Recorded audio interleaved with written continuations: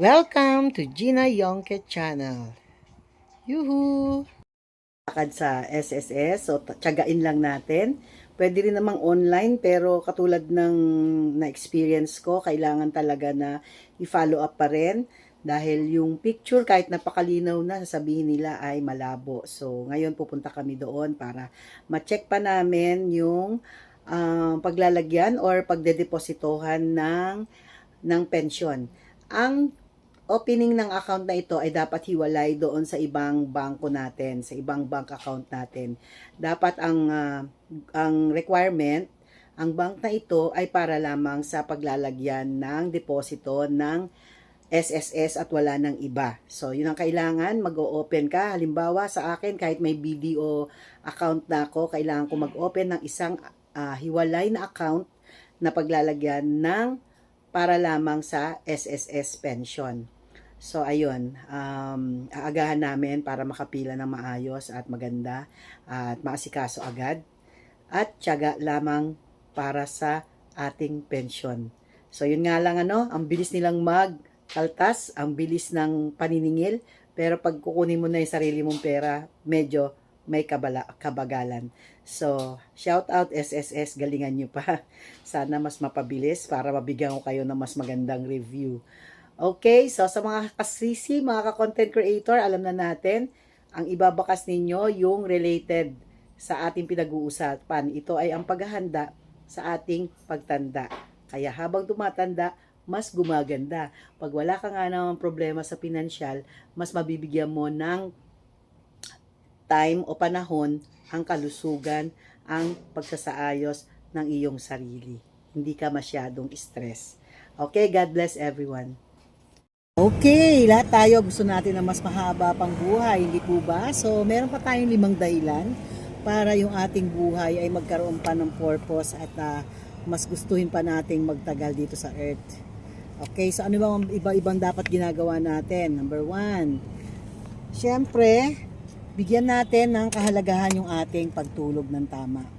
Ang pagtulog ng tama, yan yung nagbibigay sa atin ng magandang katawan at yan ang magbibigay sa iyo ng mahaba pang pagkakataon na mabuhay pa sa mundo na ito. Okay? Build muscles. Number 2, build muscles. Pag may muscles tayo, yung ating strength training,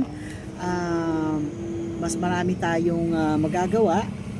So, di ba? Pagtanda natin, hindi tayo nakaupo lang, nagpapaakay, dahil meron tayong muscles. Next, number 3, syempre, pagdating naman sa pagkain, huwag laging yung gusto lang natin kainin, yung parang cravings. Kailangan iniisip na rin natin kung ano yung pagkain na talagang nagno-nourish ng mga kabagets. Hello, bata o matanda, gusto natin na mapanatili pa or mapahaba pa yung ating buhay. So, meron pang 5 dapat gawin na pampahaba ng buhay natin. Number 1, syempre, build muscles. So, lagi kong sinasabi sa inyo yan. Pag matibay yung ating muscles, may resistance training tayo, hindi tayo magpapaakay kahit may edad na tayo. So, yan, pampahaba ng buhay natin dahil mahirap naman yung tumatanda ka pero inaakay ka naman. Number 2, yung pagkain natin. So, wag laging yung cravings ang pinagbibigyan.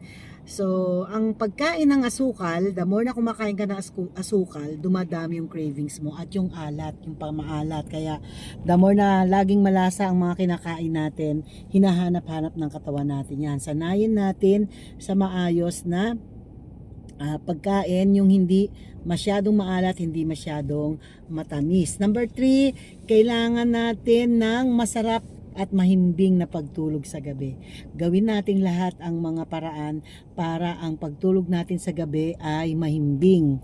Kung ito ay gawin nating regular, gawin nating wag ka nang magko-coffee, gawin natin wag ka nang manonood ng mga nakakatakot or mga masyado pang exciting na mga palabas para handa na yung katawan mo na nag-slow down na. At huwag masyadong magpakabusog para madali ang pagtulog natin sa gabi. Next is lifelong learning. Kailangan lagi tayong mayroong planong matuto. Habang may plano kang matuto ng mga ibang bagay, alam naman natin, hindi natin kabisado lahat ang bagay sa mundo. Hanggat meron ka pong ganyan, patuloy po na iinog yung mundo sa'yo. Okay? So yun lang mga ka-healthy. Panatilihin natin, pahabain natin ang ating buhay, maayos na pagtulog, build muscles, wag puro cravings, piliin yung masustansyang pagkain at lifelong learning. God bless!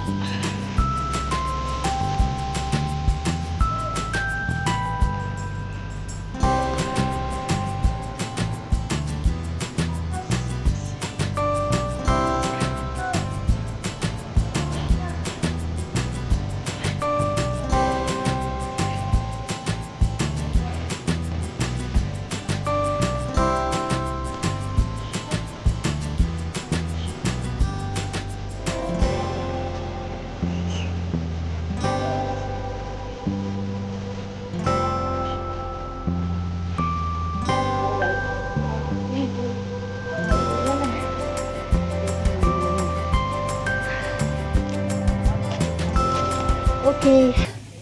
Muulan na guys. Uulanin tayo. Ulan na. Parang uulan na. We need to go.